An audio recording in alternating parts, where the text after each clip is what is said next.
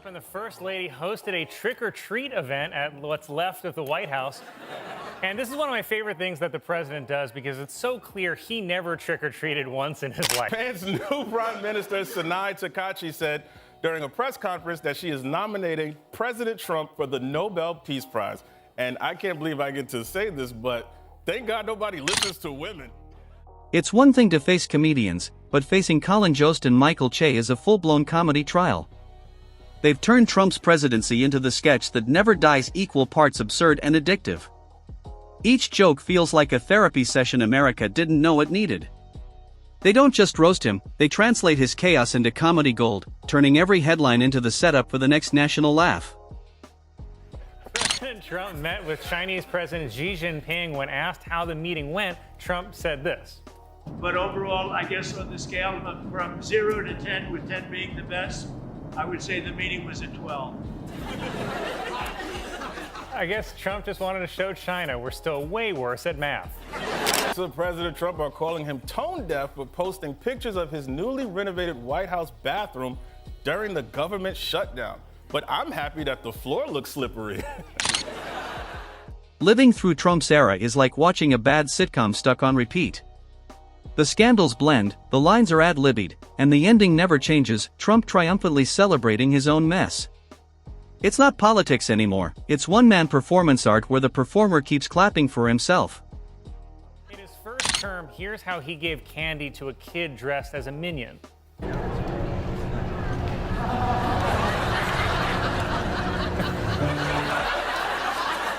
Melania's just like, I guess that is how it's done.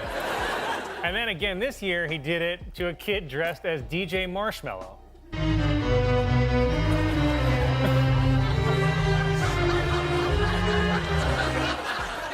Just put it in the bag. Why is he so weird? Even the kid is like, this is not right. It's kind of an embodiment of his entire presidency because it's just a violation of norms that no other president or person has ever conceived. For Che, Trump's presidency is a comedy set that refuses to end. Every day brings new material, contradictions, self-congratulations, and snap decisions made like he's choosing a combo meal. It's an all-you-can-eat buffet of blunders, and somehow, confusion is always the house special. Volodymyr Zelensky has said that if President Trump provides Ukraine with Tomahawk missiles, he will nominate Trump for a Nobel Peace Prize. You know, the prize they give you for selling missiles. There was outrage that another alleged drug smuggling boat from Venezuela has been blown out of the water without warning. And you may not think that's a big deal right now, but one day soon, you'll look at yourself in the mirror and realize you're out of cocaine. Jost breaks down Trump's obsession with being the best economy, best leadership, best something or other from a cue card. It's pure self-branding, like watching a salesman pitch a product that doesn't exist. Each success is stretched, every mistake blamed on the mysterious them, and every speech feels like self-help for the hopelessly overconfident. Like, who's ever thought I should put the candy on the kid's head? My favorite part, though, was when Trump and Melania made a grand entrance to this song.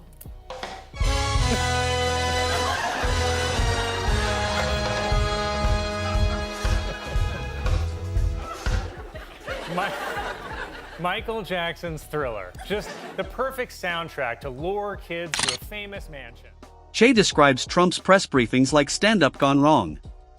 It's not news, it's performance art with bad timing. The facts become jokes, the audience claps out of survival, and Trump treats disasters like success stories. Che says each conference feels like a 2 a.m. infomercial, loud, repetitive, and ending with the same pitch, himself. President Trump criticized Time magazine for using a bad picture of him on the cover, saying, quote, "They disappeared my hair." And I gotta agree, that thing do look waxed. Jost starts by dismantling Trump's favorite word, loyalty. Not the real kind, but the kind you earn by complimenting his tie. The White House, he says, became the apprentice, survival mode, where the only way to stay employed is to agree loudly enough. Jost compares it to working for a boss who fires the fire alarm for interrupting him during a blaze. Che picks up with Trump's relationship with facts, and it's not romantic. Calling it toxic is like calling a tornado breezy, he jokes. Trump treats truth like a stage prop, cutting it in half and demanding applause.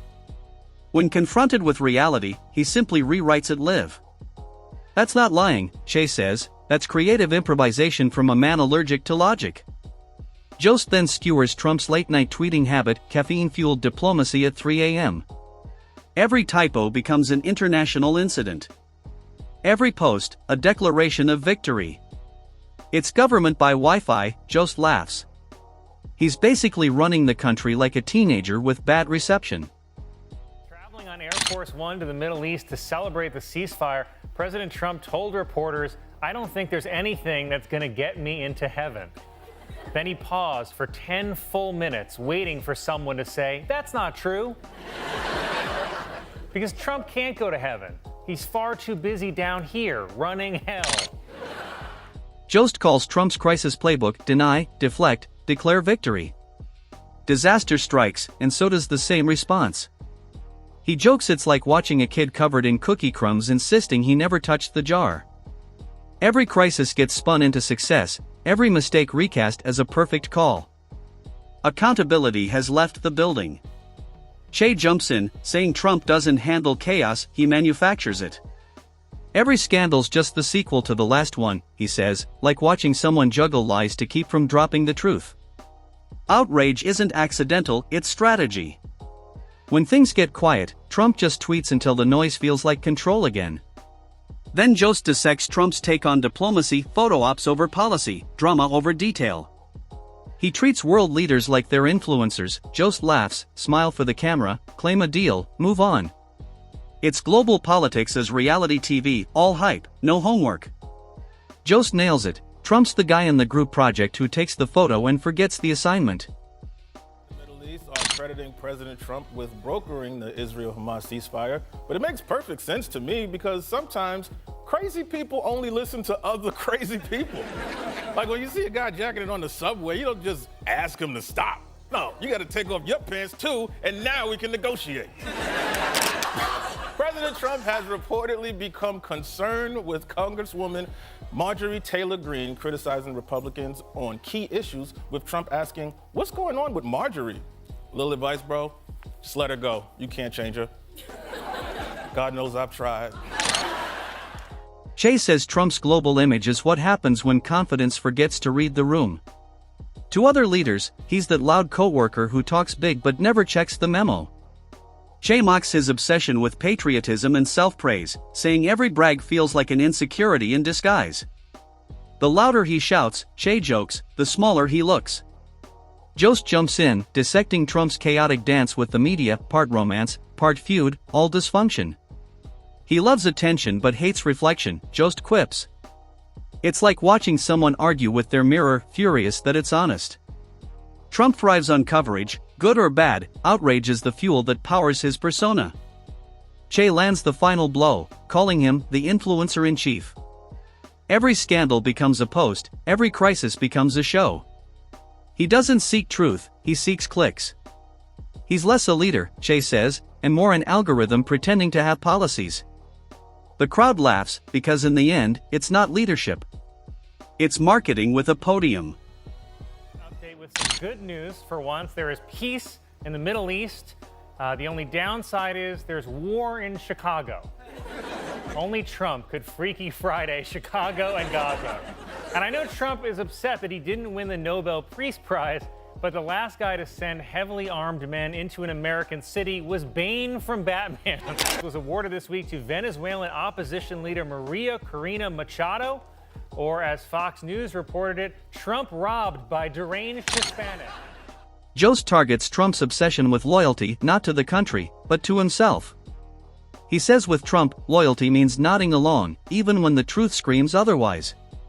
Jost compares it to a group project led by someone who keeps deleting everyone's answers and declaring himself the genius. Dysfunction meets delusion, and Jost milks every ounce of absurdity. Che doesn't hold back either. He dives into the insecurity beneath the bluster, where every critique is betrayal and every compliment feels like a trap. It's emotional dictatorship, he says, where ego runs the cabinet. Jost then shifts gears to the pandemic era, a dark comedy of denial. Science? Ignored. Experts? Muted. Logic? Missing. He calls it the moment politics caught a virus. His analogy seals it. Trying to solve a crisis by ignoring experts is like curing a fever by yelling at the thermometer. It's chaos's policy, and somehow, the laugh track never stopped. Trump, while on his trip, said that Iran has sort of agreed to terms for a nuclear deal in the same way Trump has sort of agreed to uphold the Constitution. Many people in Saudi Arabia were very happy with President Trump's visit to the country because rich Saudis love to fly out thick blondes. Che turns Trump's stubbornness into a mirror held up to America. He says Trump didn't just deny facts, he exposed how easily the nation confuses volume with vision.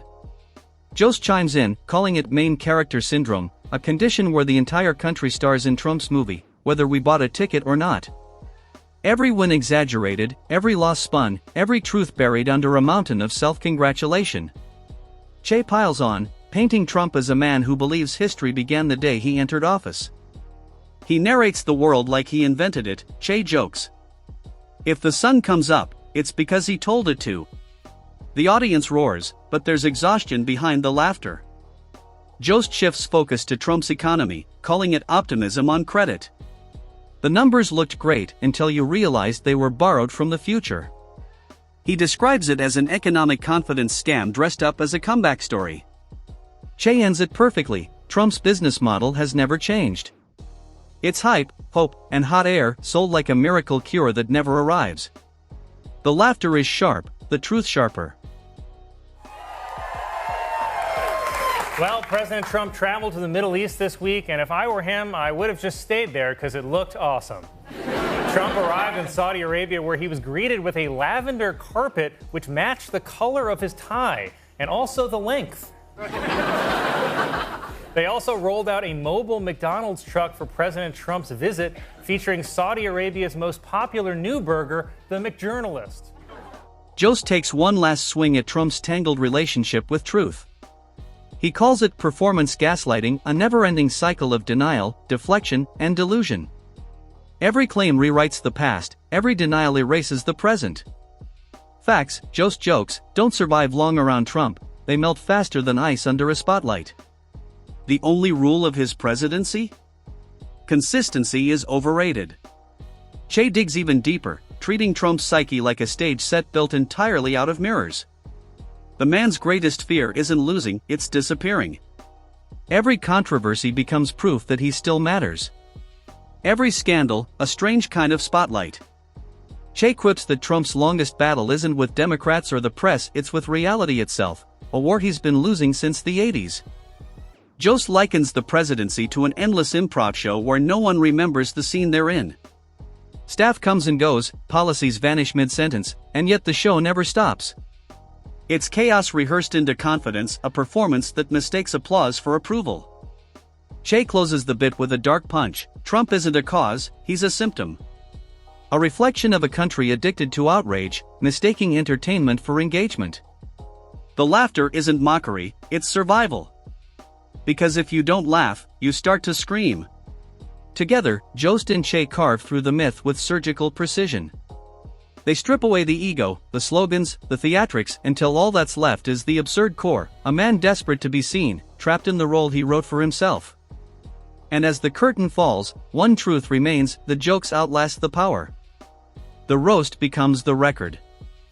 Order giving refugee status to white people from South Africa. You know, I could have sworn that white people had it good in South Africa. Must be the Mandela effect. The Trump administration announced that after face-to-face talks with China, it is lowering tariffs from 145% to 30%, which is a little like OJ bragging about taking the knife out. Jost takes one last swing at Trump's tangled relationship with truth. He calls it performance gaslighting, a never-ending cycle of denial, deflection, and delusion. Every claim rewrites the past, every denial erases the present. Facts, Jost jokes, don't survive long around Trump, they melt faster than ice under a spotlight.